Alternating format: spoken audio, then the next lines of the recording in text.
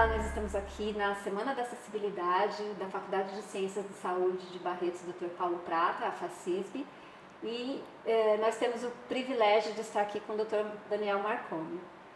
Eu sou Roberta, fonoaudióloga, professora aqui da FACISB, sou uma mulher branca, de meia idade, cabelos e olhos castanhos claros, estou usando uma roupa preta. Olá, um prazer enorme estar aqui. Meu nome é Daniel, eu sou médico de formação, tenho 1,70 m de altura. Estou tendo o prazer de estar sendo entrevistado agora pela doutora Roberta. Muito obrigada. O Dr. Daniel, professor Dr. Daniel Grossi Marconi, é diretor-geral da Rede de Reabilitação do Hospital de Amor, é diretor clínico do Hospital Cardiológico Nossa Senhora do Hospital de Amor e também é docente da pós-graduação do Hospital de Amor, né? Dr. Daniel, acho que é interessante para os nossos alunos aqui da FACISB e também para todo mundo que vai assistir essa nossa entrevista, como foi sua trajetória até chegar à medicina e depois até a reabilitação? Foi uma trajetória muito curiosa. Acho que, como todos os profissionais da saúde, eu incluo as áreas paralelas aí à medicina, o intuito principal é ajudar os outros. Então, quem tem essa predisposição, né, de servir, eu acho que acaba migrando muito para essa área da saúde. Comigo não foi diferente. Eu não tinha nenhum familiar dessa área, nenhum familiar médico, mas por algumas coincidências da vida, eu desde pequeno frequento muitos consultórios médicos por uma deficiência física que me acometeu, na verdade, de nascença, né, uma deficiência congênita. Então, desde o meu nascimento, eu frequento essas áreas e eu pude olhar um pouquinho com o olhar do paciente, as necessidades, as demandas e como que é importante ter bons serviços de acesso a toda a população. E nesse sentido, eu me predispus então a estudar para me formar nessa área e um dia tentar reverter em algo bacana para a população, e assim eu fui ser médico. Essa foi minha trajetória, como a de tantos outros aí. E na reabilitação aqui do Hospital de Amor, foi todo um processo de construção, né? Isso. Também foi uma trajetória muito curiosa. Na verdade, eu sou radio-oncologista de formação, radioterapeuta. Eu me formei na Faculdade de Medicina de Marília, na FAMEMA, e quando eu me formei eu quis ser radioterapeuta. E aí eu fui para São Paulo, na C. Camargo, uma instituição muito bacana da área oncológica, e me formei em radioterapia lá. Isso em 2011 para 2012, e assim que eu me formei eu vim trabalhar em Barretos, na área da radioterapia, como médico assistencial mesmo. E nessa área da radioterapia eu atuei por 7 anos. E fui muito feliz nessa área, fiz grandes amigos, pacientes, né? Acho que eu me realizei como um médico assistencial. Mas paralelamente, por ter essa vivência pessoal na área da reabilitação, mas eu me considero um curioso, não sou formado na área, não tenho essa especialidade, eu me juntei a algumas outras pessoas e começamos a fazer alguns projetos para desenvolver essa área dentro do hospital. Eu entendo que às vezes são necessárias algumas coincidências da vida, alguns dão outros nomes, mas eu entendo como providência, né? Eu ter a área oncológica, mas ter a necessidade da reabilitação. E aí a gente pôde entender que dentro da jornada do paciente do câncer, faltava um pedacinho, faltava um finalmente ali, né? Então, dentro da jornada do paciente, a gente entende a necessidade da prevenção, do diagnóstico precoce do câncer, do tratamento adequado com rádio, quimio, cirurgia, mas também da reabilitação, porque muitas vezes o paciente acaba ficando com algum tipo de sequela ou do câncer ou do tratamento do câncer, e a gente acabava não olhando tanto para isso. Quando a gente entendeu que muitos pacientes saíam amputados, saíam com alguma perda auditiva, com alguma perda visual, um déficit cognitivo, algum tipo de sequela que os tornava pessoas diferentes da condição prévia ao diagnóstico, a gente entendeu que também era necessário readaptar essa nova vida para que a pessoa pudesse conviver em sociedade novamente sem grandes perdas, fazendo as mesmas atividades de antes. Então, nós começamos a desenvolver um pouco mais essa área dentro do hospital. Isso mais ou menos em 2014, 2016, 2017. E graças a Deus hoje o nosso programa de reabilitação aqui de Barretos, ele já se expandiu para outros locais e agora ele está virando uma regra para todo hospital oncológico. Há cerca de 10, 12 dias atrás eu estive em Brasília, falando lá na Câmara dos Deputados, justamente para ajudar na construção da nova política de combate ao câncer. E nesta nova política de combate ao câncer, pela primeira vez a reabilitação vai entrar como parte integrante da jornada do paciente. Então, a partir de agora, são essas 4 fases: a prevenção, o diagnóstico precoce, o tratamento e a reabilitação e o acompanhamento.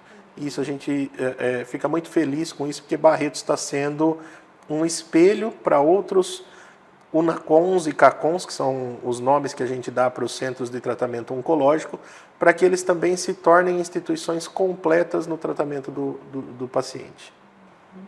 Nossa, isso é muito importante. É. E a gente vê como assim, nas últimas décadas, né, a gente teve uma guinada. É lógico que a legislação vai, depois a gente ainda tem que ir atrás da realidade, né? Mas entre uma visão muito assistencialista, caridosa, mas às vezes não tão efetiva, né? Quando você tem realmente isso como um projeto incorporando todas as fases, né? Atualmente, dentro dessa sua perspectiva, aliás, não só oncológica, né? Porque a reabilitação do Hospital de Amor também abraçou outras frentes, né?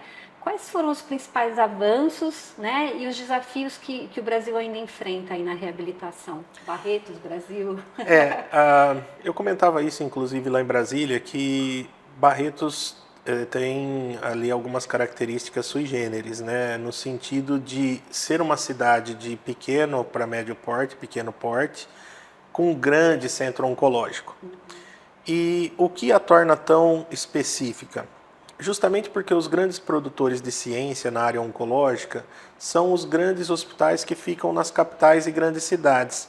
E muitas vezes nestes grandes centros, eles não notam algumas dificuldades que se encontram pelo interior, nas cidades de menor porte. Então, por exemplo, alguém que trata um caso de câncer em São Paulo e que tem uma perna amputada por conta de um osteosarcoma, por exemplo, facilmente ele vai encontrar um centro de reabilitação ali próximo que pode ajudá-lo paralelamente ao tratamento do câncer. Barretos tinha um grande centro oncológico, mas faltavam essas estruturas adjacentes de suporte e aqui saltava aos olhos essa assincronia, vamos dizer assim, dos serviços de assistência médica.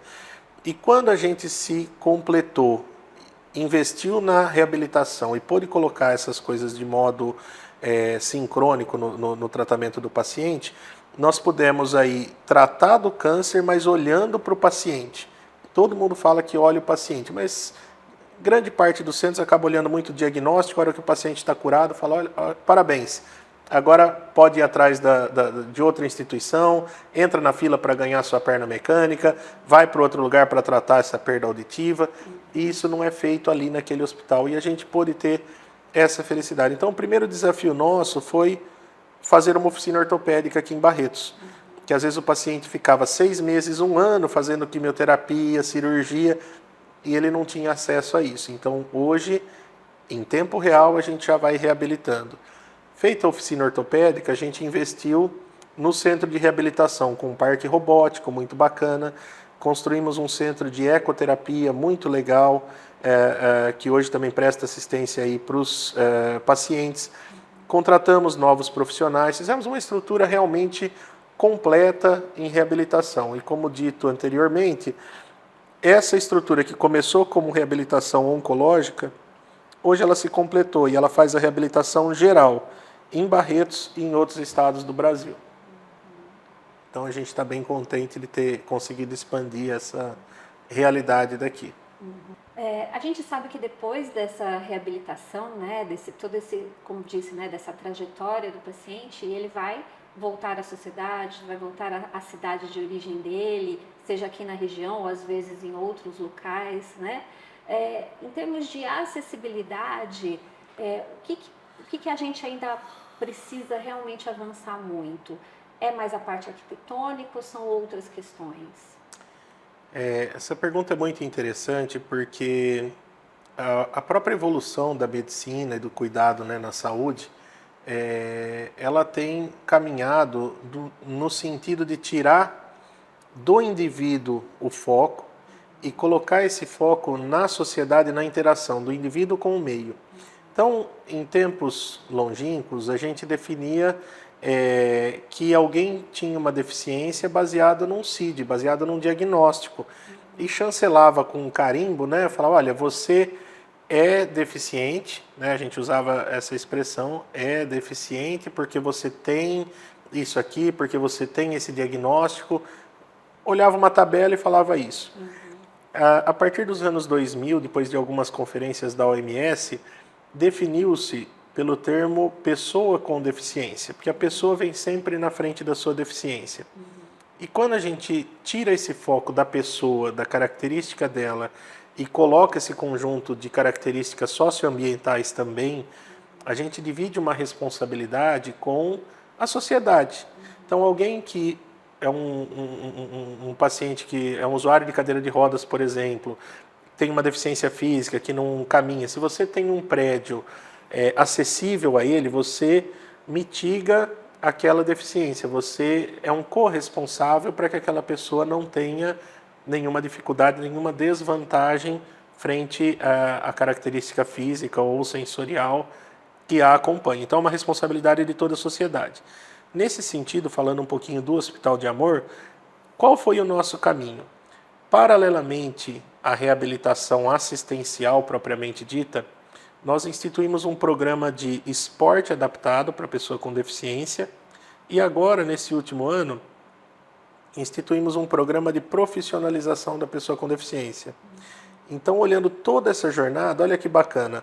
Hoje o paciente, dentro do cenário ideal, ele entra com um diagnóstico oncológico, um diagnóstico de câncer, e ele sai, dentro do cenário ideal, curado, protetizado, se necessário, reabilitado, fazendo um esporte adaptado e profissionalizado. Então a gente tenta fazer toda a cadeia para que ele tenha uma reinserção social e a gente cumpra, né, faça valer o que o nome da especialidade diz, que é reabilitar, habilitar novamente a fazer as mesmas atividades que fazia-se antes, de uma maneira um pouquinho diferente, mas capacitá-lo novamente. Capacitá-lo não confundamos com o termo do capacitismo, sim, que é uma grande, né, balela aí, enfim.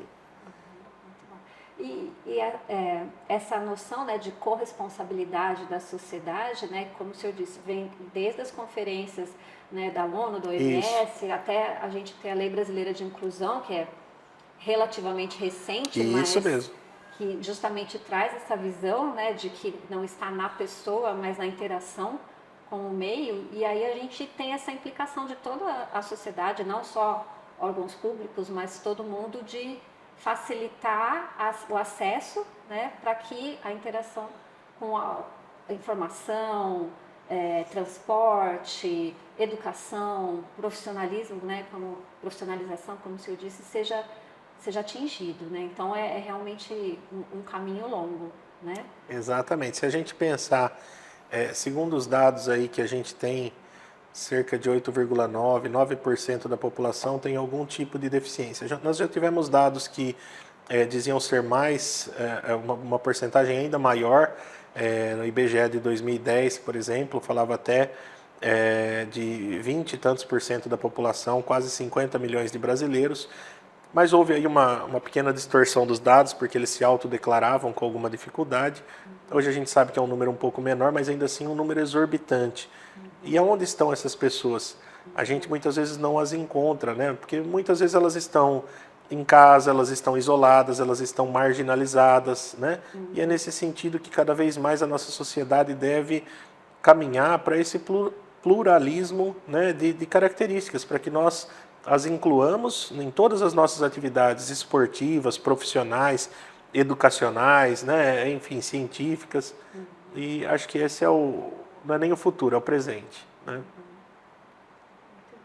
E lembrando também que além da questão, né, de nós termos a pessoa com deficiência, todos os outros determinantes sociais, né, que impactam na saúde, na educação, eles vão ser redobrados caso a pessoa tenha uma deficiência, né? Então, ser uma pessoa cadeirante e morar num centro da cidade com calçamento, né, é diferente de ser um cadeirante e morar numa região afastada, onde não há um caminho a ser percorrido que seja possível por uma cadeira, né? Então, são muitas variáveis, né? Exatamente. A gente anota isso. O Brasil tem algumas características aí, até para os carros, o asfalto, buracos e tudo mais, combustível, a gente nota que tem que se adaptar. Imagina as condições de acessibilidade da população. Então, acho que todos nós temos que ter essa consciência, não só os órgãos públicos, mas os privados também, né? Para que nós construamos edifícios, prédios adaptados, né, para todas as pessoas. Isso, em outras palavras, é amor ao próximo, é a gente se entender como, inclusive, todos nós estamos passíveis de nos encontrarmos nessa situação, temporária ou permanentemente, né? Todos nós temos essa. Dentro do próprio hospital oncológico, nós temos pessoas que não têm uma deficiência permanente, mas momentaneamente elas acabam ficando com alguma depressão, com alguma dificuldade física, usuárias de cadeira de roda, né, não permanentemente, mas enfim, então todos nós estamos passíveis disso e é por isso que temos que olhar para todo mundo. E quando a gente pensa, né, no desenho universal, o design universal, né, ele funciona tanto para as pessoas que precisam da acessibilidade por uma questão de deficiência, mas porque a população está envelhecendo, né, então nós vamos precisar de uma sociedade mais acessível, né, e mesmo essas condições temporárias, né, uma mulher grávida por alguns momentos ela vai precisar, né, de acessibilidade também, né. Exatamente, exatamente. O que mais o senhor gostaria de colocar?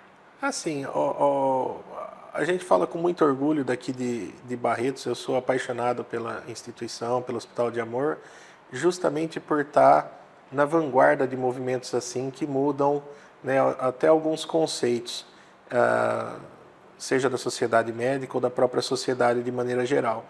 Cada vez mais o Hospital de Amor ele tem se incluído nessas discussões de inclusão social, de adaptação para as pessoas com deficiência, e a gente fica muito orgulhoso de estar nessa vanguarda, nesse pioneirismo dentro das instituições oncológicas do país. Então, eu convido a todos, inclusive a sua pessoa, para conhecer as nossas estruturas, para conhecer o nosso hospital, o nosso serviço de reabilitação e o hospital como um todo, para que vocês possam ver com os próprios olhos como que é feito um hospital que realmente olha com amor, com carinho para o paciente dentro de todas as suas necessidades. Então, fica o convite. Fica o convite, então. Então, eu gostaria muito de agradecer Dr. Daniel Marconi pela presença, pelo tempo aqui na nossa entrevista e por trazer essa realidade que, né, não é o futuro, mas tem que ser o presente aqui também, né? Exatamente. Muito obrigada, Dr. Daniel. Eu que agradeço, conte sempre comigo. Obrigada.